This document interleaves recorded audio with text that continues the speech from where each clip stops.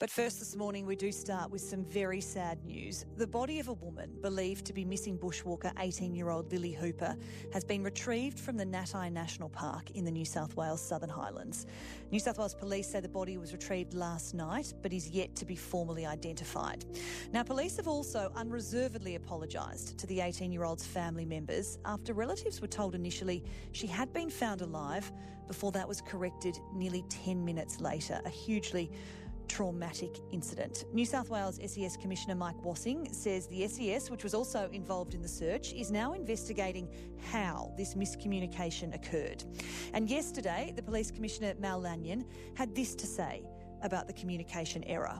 The miscommunication obviously was born out of elation that Lily had been found, and her condition at that time was such that searches were relieved, and certainly those at the command post related. Tragically, that miscommunication then led to a deflation, and obviously we know now, an impact on her family. Once again, I unreservedly apologise for that miscommunication. Well, there are many this morning wondering how such a mix-up could occur. To try and understand, we're now joined by Jake McCallum, who's the Urban Affairs Editor at the Daily Telegraph, and he's been looking into this. Jake, good morning. Good morning. Can you step us through what you've learned and from what you can tell, how this happened? Yeah, Sarah, at about 11:27 yesterday, SES Team 4 radioed the base of operations for the search to say that they'd found the missing 18-year-old Lily Hooper. And to avoid distressing details going out over radio channels, co-ordinators asked the crew on the ground to use a code word, which was a water bottle analogy, to describe her condition without essentially saying it outright over, open radio lines. Right. That code was relayed back as water bottle broken. As I revealed yesterday, almost immediately it was completely misunderstood. So the analogy was designed to protect the family from distressing details, but it wasn't clearly understood by all parties relaying that message, which created a bit of room for misinterpretation from the outset. When we have that misinterpretation, I've been reading different accounts of this from police and from the SES. Was it that the line was crackly and it was difficult to hear, or was it that the analogy was a bit confusing and people got confused by it?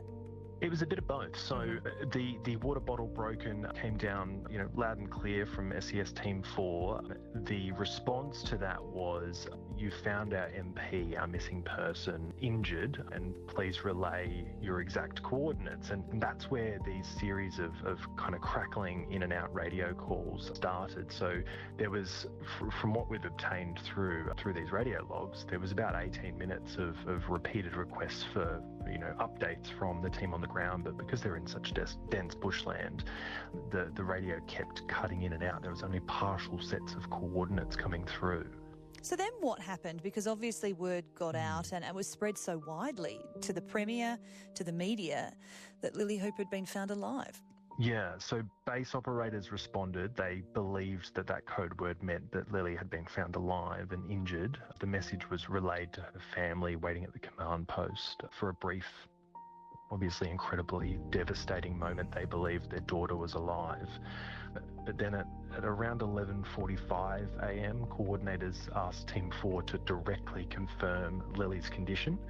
The response came through over those radio channels again, patient deceased, and then 3 minutes later a message went to Pol Air and SES Team 4 that there were no signs of life.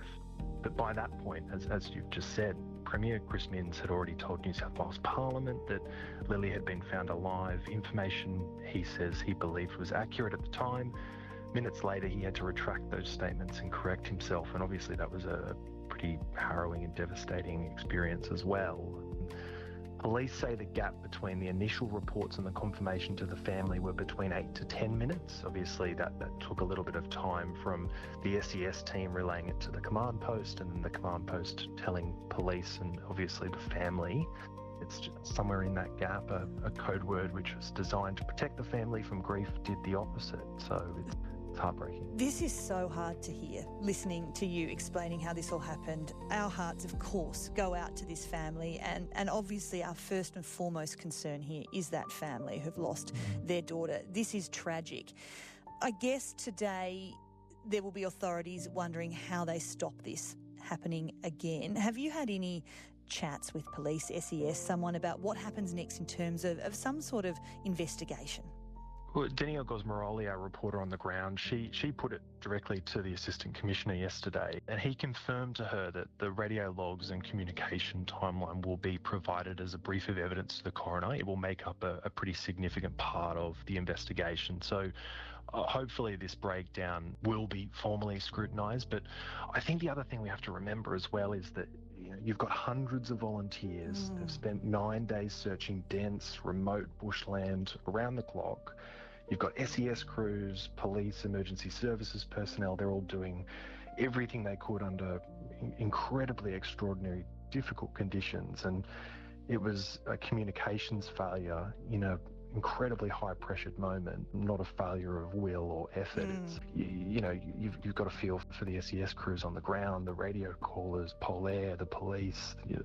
As Mal Lanyon said yesterday, they relayed this information in elation, hoping it was true.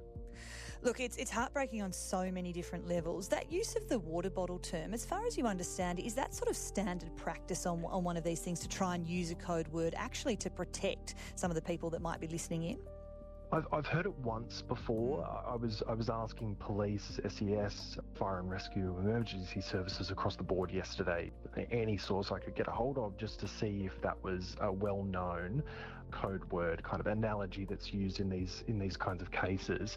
Essentially, it's designed so that you don't have these incredibly devastating patient updates rolling out over what are open radio waves.